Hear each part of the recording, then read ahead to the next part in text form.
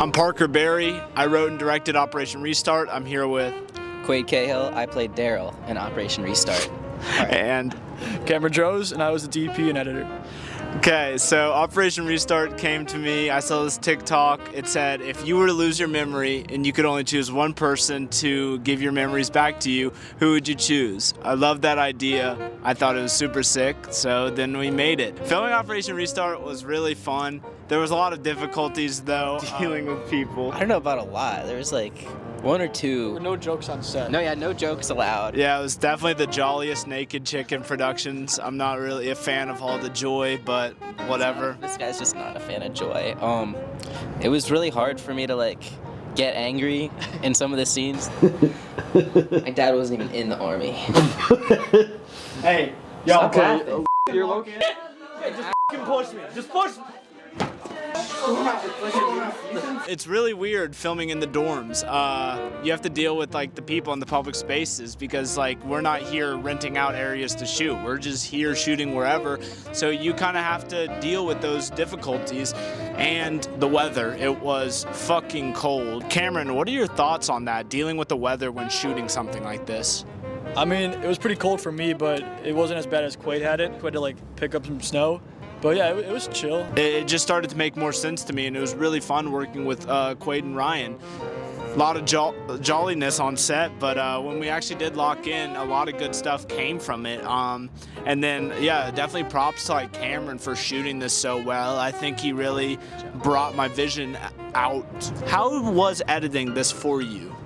So this was a lot of firsts for us. This was like a big practice. So first, we got a new set of anamorphics that we shot with. Hence like the very tight aspect ratio, and that was just hard to work with, learning new lenses and stuff. This is like the first film we actually slated, so every take was slated, and then when we were in post, I had to like sync all the audio and stuff, and that was like the first time I've dealt with footage like that. Quade, what do you think your favorite scene was to film? Ooh, favorite scene. I should probably say this was my first time ever acting in anything, so that was like, you know, another first. But I really loved when we're out by that statue. What was your favorite line of dialogue? Ooh, favorite line of dialogue? No, it actually got cut. I wasn't too happy about that. It was. What was I say to Jacob, or to Ryan Phoenix, who plays Jacob. I say, What were we? What was I to you? Cam cut that for some reason. I don't know why. It was in the script. You know, it was not improv. That was in the script, and I said it. Parker, what would you say your favorite scene was to direct? I loved what we did in the sack a lot. I loved how it was composed and just like the whole like lot of information going on here. I like when Daryl is walking through this with Jacob, and it kind of is like a trip inside of his mind of like all this overwhelming information that's coming into him at once, and like when it pans out behind him, which was Ryan's idea, I believe, yeah, right? Yeah. I really liked it. I think it showed the scale of it all, and I just thought it was a really great segue, and I thought it was really well shot, and I love like the contrast of colors and just everything that's going on. We were shooting with a lot of, not a lot, but like a few people. Like it was fun working with like Kavya and Cameron. The girl Cameron was here. Reese helped too. Oh yeah, obviously Reese he was our boom op for this and sound mixer. I was almost Daryl. And he was almost Daryl. He was almost Daryl. They said better luck next year. It was a great set to work on. I mean, as you said, like it was all sunshine and rainbows on that set. You got kind of upset at one point, but like you said, we were able to lock in and get some good stuff. I mean, despite the no jokes rule, we did get some good jokes. Like I know my pillow joke cracked a couple smiles. Oh, that was. I had a dream last night. So I had this dream last night. You know, I had a dream last night. So I had this dream last night that I ate a giant marshmallow, and when I woke up, my pillow was gone. laughing, Reese. There's no way. That shit is pretty funny, because bro. I can't laugh, It's and funny. because I can't laugh. That shit and is they- not funny. Okay. Like I said, it was the most jolly set ever. I mean, it was knee slappers after another. Well, yeah, production was tight though. We had like 3 days to get through this, and the first 2 days of production, I think we got through like 4 or 5 scenes, and we still had. How many did we go through in the one day? Like, Dude, like 11 or so. It was crazy, yeah.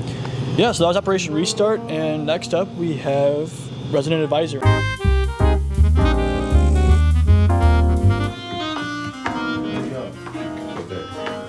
not touching it.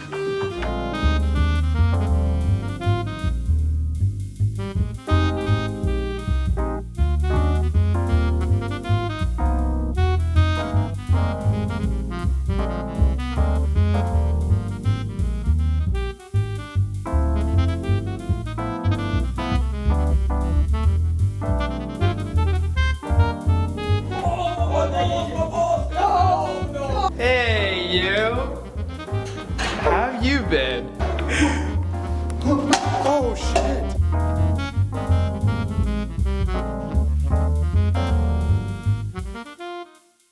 Yeah, so basically we're just gonna go around the room here and say some of our favorite memories and challenges we faced while shooting.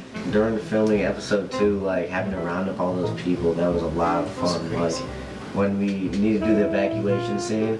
Rolling. Scene 13, shot A, take 1, marker. 3, 2, 1, go! Oh shit!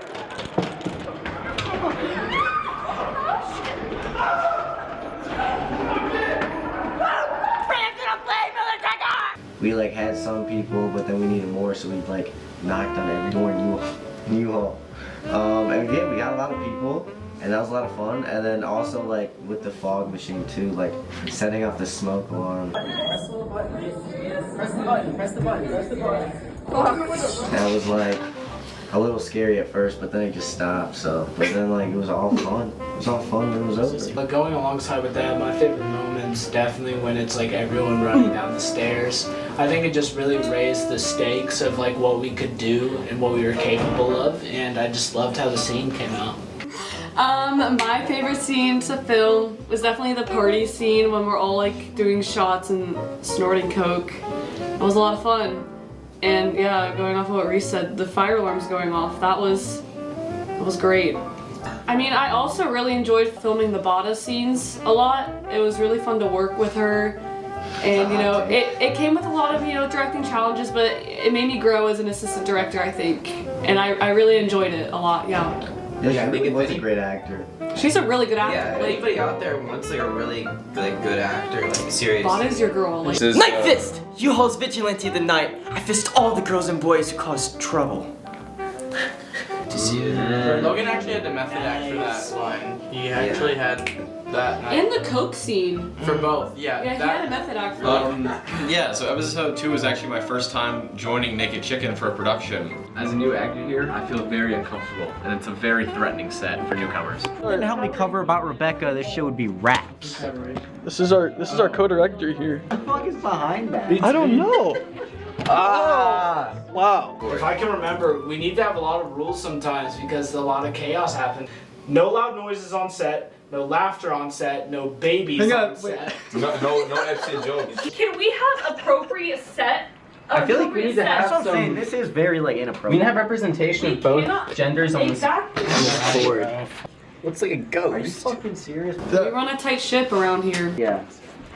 Yeah, this is a better mockumentary. Bro, fuck you. A A lot of productivity on this set. As a new actor here, I feel very uncomfortable, and it's a very threatening set for newcomers. So that was a lot of fun. I know like Parker and Reese, but this was my first time meeting everyone else, and it was a super fun time. And it's a really great production. I had a good time. Like I just stayed behind to hang out because it was so much fun. And I hope to be back soon and keep working with you guys. I really liked coming into Logan's bathroom and seeing all like the Nutella and peanut butter spread everywhere. That actually smelled really good. And it was really weird instance, but I really liked filming that, and I liked hanging out with Holden. That was really fun. I usually, when I'm acting, I usually play crazier character, so it was kind of harder to be able to like. I had to control myself because I kept laughing every single time that Holden did something crazy to me. Like he would put his finger on my lips, and there was one time he did it really differently, and I almost messed up the shot because I just started laughing. I started laughing. I went. And so I think that was really fun. I think we made a really good blend of faking it and actually doing a lot of real stuff too. A lot of people have come to thinking that the fire alarm was real, which it wasn't.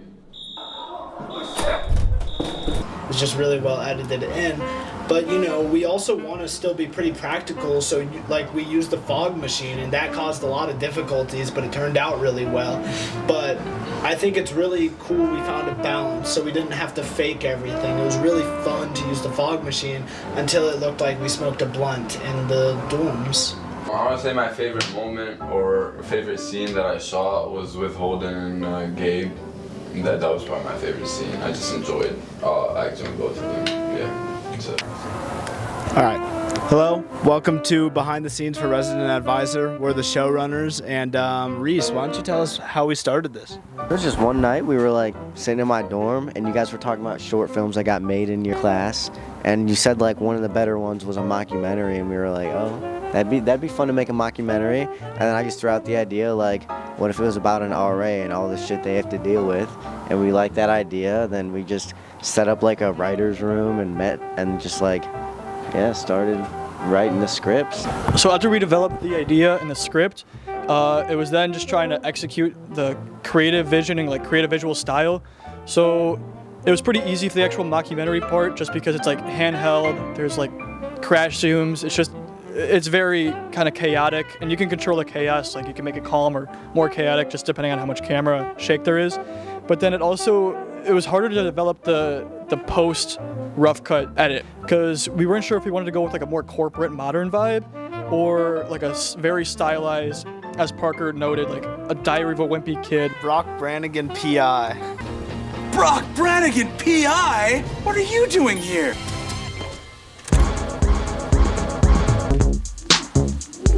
It's very like retro. I started using DaVinci Resolve for this project, and so they have a lot of great like color grading options for that. And within doing that, there's actually multiple takes of us trying to do it corporate first and then doing it like more retro themed.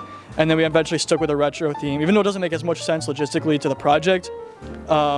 It just ended up, we liked it better that way. I loved, like, you know, when we make a new character and figuring that stuff out, and just, it's one of the first times personally for me with writing, like, I've had to like look so far ahead. You know, we're trying to put in arcs and stuff with these characters, and it's just been a lot to figure out, which has been really, really fun. Every new thing we do is just like one piece to the puzzle. Despite our silly rules and games and stuff, this has probably been one of the more serious sets that Nick and Chicken has done. You know, we actually slated, like, we've slated everything. Marker, marker, marker, marker. We've got like real like sound recording and stuff, and it's been fun for me to learn how to use the boom. Definitely, it's just been a really professional production, I think. I think it's also important to note how much Kavya has helped us with pre-production. Like Quaid was mentioning how like this has been funny, but it's also been very serious. We've had like real elements of pre-production here, like scheduling things for everyone. It's been super helpful having her, and unfortunately she's sick, but it's been so nice to have her around. None of this would be possible without you, Kavya. I came here 2 months ago. I didn't know anything about filming or acting, and I probably still don't know anything about acting, but I'm trying my best. And I really want to thank all of you for helping me through this. And I mean, this is just the beginning. We're about to make it out. We're gonna make it to the top. I promise you that. We're all gonna make it to the Oscars one day, and yeah, that's all I have to say. Thank you for watching our commentary on Resident Advisor, and yeah, we'll hopefully be back for episode 3.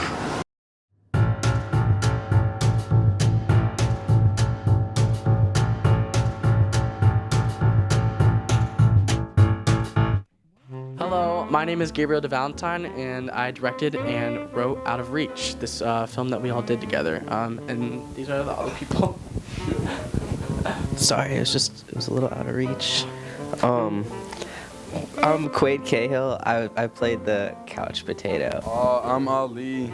I was on the smoker steps. I'm Reese, and I'm the partier 1. I'm Parker Barry. I was partier 2. I'm Cameron Droz. I was the DP and editor. I'm Logan. I was Charlie Bean. Parker and Reese, you guys were like the first sketch. Having to be like drunk and stuff like that. Was that feel stupid to do, or like how are you able to do that and portray it on screen? It's just the average day for Reese. I'll knock your ass out, Ali. Yeah, but no, that was actually a lot of fun. And I don't know, man, I just kind of just spaced out and like swayed back and forth. Yeah, I watched like a couple of interviews with actors like describing how they act drunk, yeah. All right, moving on. We had our next sketch with Ali and Quaid. That was the first one we filmed. So there's like a bunch of clips of us just like messing around there. Everything I read, praise the Lord. Ready? All right. Happy? Jeez. I know that part of the script was a little annoying because it was like the flashbacks and also like the to you guys talking. So how did you guys like manage to like figure that out? Well, I felt like I kind of understood your vision and that like, you know, with the cutting and like Ali talking through me, like that was interesting. Yeah, I feel like you were the only one who understood, but everyone else on set was like, wait, so why is he saying that? And I'm like, okay, so basically like this is the scene. I mean, I kind of didn't really understand it as much. Me and him did great, and from what I've seen, he did it great too. So yeah, I mean, props to Quaid. Well, I noticed the same common theme with every single like little sketch that we had is that it was about someone like wanting something and can't getting it. So like the first thing with the cigarettes, and then with going to the bathroom, and then like not being able to have a friend because like they don't want to talk to you after being drunk, and then the last one, which was couldn't get the wallet or anything like that. So I thought it was like a good common theme that the whole time something was out of reach. If you had to name one movie that inspired you the most about an idea like this. A movie that inspired me the most, movie 43. What would you say was like the hardest thing for you guys to film? I really like this little scene down here. It's supposed to be super dramatic and silly. And I don't know, like did you over the top for yeah, sure. I just like really liked that part of it. Oh, we're back at the scene of Charlie Bean. Well, I was just like reciting, you know, just practicing my lines, and then Gabe walks up to me. He's like, "Hey, can you like basically just improv the whole thing to like these groups of people like by the bench?" I was like, "You know what? Sure, whatever. I'll do that." The only thing I had to do was just search up very bad questions to ask. And that was bad, and then I just started just being super weird to people. And I was like, wow, like Logan's so good at this. Like, I should have made the YouTuber thing like a bigger like role. How did you like editing all that, and how was it doing like the one camera and then the other camera? Like, how did you like that? I mean, that was pretty fun. It was fun to make like a knockoff 2016 YouTube video kind of vibe. With like just like filling like brain rot sounds in there. Ready to play a little game. But it was pretty fun doing like the cutbacks between like the YouTube camera and like the main camera was pretty cool. Wait, do you guys think I could do a front flip off this? Do you think you could do a front flip? Yeah. Try it. Probably not. All right, let's see. Okay. Thank you all for watching Out of Reach, and thank you Quaid for acting it, and thank you to our cameraman Cam, of course, doing all our projects. But yeah, let's move on to the next thing. Thank you. Okay, so now we're gonna take a look at Rhamy's game, featuring Rhamy. Parker. Yeah, so Parker directed this, and Rhamy was obviously the main actor, acting with himself. And our main motivation for this was just we wanted to shoot something, but we didn't want to write anything. Or personally, I just wanted to recreate something just for practice. And so we looked at Jerry's game. It was one of the first Pixar shorts. Came out like in like the 90s, I'm pretty sure. And it was just a guy playing chess with himself. And I just liked how it was structured. The shots were pretty simple. Actually, they turned out to be like very impractical. Some of the shots were like not feasible to do with like physical space. They were able to like animate it in a way that it looked realistic, but it was just impossible to do physically. But yeah, it was fun to do. And we were a little rushed on production towards the end, which is why some of like the insert shots don't match up. But yeah, it was just good practice for everyone, and I think we accomplished our main goal. Just like Cameron spoke, the time constraint was a pretty difficult thing to do, but we were able to like push through it and accomplish it pretty well towards the end. I felt for this project, the acting in particular was a good practice for me because I had to display emotions without actually putting in words, which would definitely be more helpful towards future projects that I act in. It definitely took me out of my comfort zone a bit. I hadn't really directed anything like this because we had original footage and Rhamy's a great actor. So at first I kind of felt a bit purposeless into going into it, but I found my purpose while shooting it of just helping everything kind of smooth its way out. I mean, this was a lot of practice for Cameron, and I just tried to be there as like a guiding hand just to kind of connect that video to the physical medium. Yeah, that was Rhamy's game. Thank you for watching our quarter 2 behind the scenes. I'm Cam, and this is I'm Reese. Parker. Gavin. Holden. Cameron Winter. Logan. Gabe. Quaid. Ali. Thanks for watching, and stay tuned for quarter 3. Cut. 3 tries.